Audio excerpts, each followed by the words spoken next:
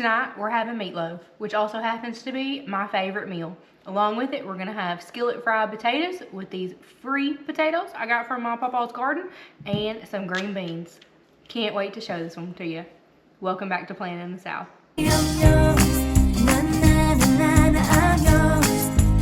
So first thing you're gonna wanna get started is your potatoes. So go ahead and peel these. And yes, I use a potato peeler and not just a regular knife. Get over it. Peel your potatoes, and then we are going to cut them into strips like you would a home style or homemade french fry. So for our potatoes, they are nice and peeled. Always helps when you have a potato peeler or person on the end of that potato peeler. And just cut these into about 1/4 inch strips, slices. Okay, so you've got your potato sliced like that, and now we are just going to slice these.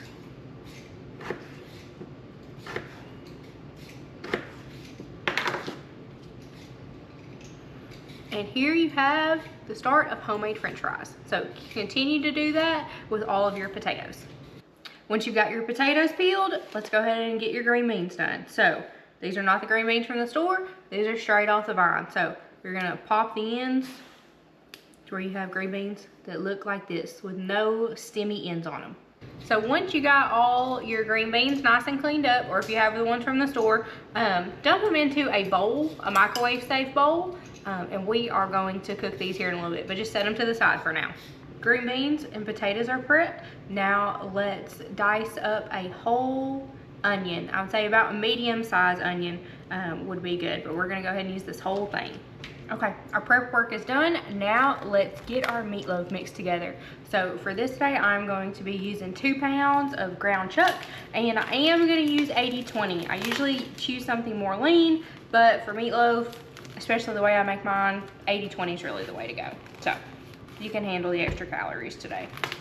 Okay, so dump that out into a large bowl here. You're gonna have some type of binder. So that can be breadcrumbs or bread. So I have 1 roll left. This will be perfect. About 1 cup of bread or breadcrumbs, and just take it and pinch it into pretty small pieces. You don't want any giant clumps, but small pieces like this, just kind of roll it around and tear it off.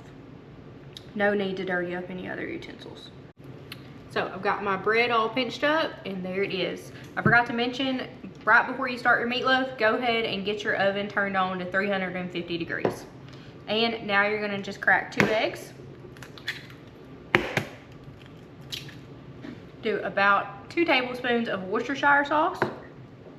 And now meatloaf, I don't like mine overly seasoned, so I just have a couple of things here. So main one is gonna be garlic powder, about 1/2 tablespoon. I have Kinder's The Blend, and just until I get tired of shaking this one out, it does not come out very well, so this one's definitely optional. And now the last 2, just a little bit of salt and pepper. And there's your meatloaf. I don't like vegetables in my meatloaf, and I dang sure am not putting cheese in my meatloaf. This is it. Now get in there with your hands and get it all mixed up. You want this just mixed enough to where everything is together, okay? You wanna make sure that you don't see any of your egg yellows, and you wanna make sure that your bread is pretty wet in there. Make sure it's all together. Do not overwork it though. It does not need to be like mush together. That will make your meatloaf really tough and kind of chewy, and nobody wants that. So just get it all to where it pretty well will hold together with that bread in there as the binder, and then leave it alone. Give your meatloaf just a minute to rest, and while you do that, go ahead and get your skillet heated up for your potatoes. Let's do, I don't know, 2 tablespoons of oil. Just kind of coat that bottom and put them over medium-low heat, so about a 4.5 on my stove. When your skillet has heated up, go ahead and toss in your potatoes. They will be on top of each other. We're basically gonna steam these to get them nice and cooked. And now 1/2 of that onion that you diced up, throw it right on top. It was at this moment that I realized that that other 1/2 of the onion on that cutting board belongs in the meatloaf. Put in a healthy dose of salt and pepper. and pop a lid on it. Leave it alone and let those steam until they're tender. Okay, let's work on our meatloaf. So we are not going to do a traditional meatloaf in a loaf pan or one big long brick because it takes entirely too long to cook, and it's kind of weird that you have to drain the fat off. I don't particularly like that step. So we are going to make meatloaf muffins. They cook so much faster and honestly have a better texture to me. So to make these, you have your muffin tin here, and we are just going to reach in and grab a handful and pop it in just like that. Not rocket science. Just turn it into a ball and put it in the pan. If you want to be real exact and get out your scale and weigh them out, be my guest, but not this girl. Okay, so look at that. It came out to 12 perfectly, so that worked for me. Now I'm going to put a little bit of ketchup on each one, just over the top. And I am going to pop these in my 350-degree oven. Total time should be about 30-35 minutes, but I am going to check them at 15 minutes, so set your timer. Your potatoes don't require a whole lot, but you do want to check them every now and then just to make sure they're not browning too fast. So 4.5 on mine is letting them steam up pretty good, but just check them and stir them up every 5-10 minutes or so. And if they're browning too fast, go ahead and turn it down. Okay, so we are about 15 minutes in. Our meatloaf looks nice and getting a little crust on the top. So about 15 more minutes and it should be ready.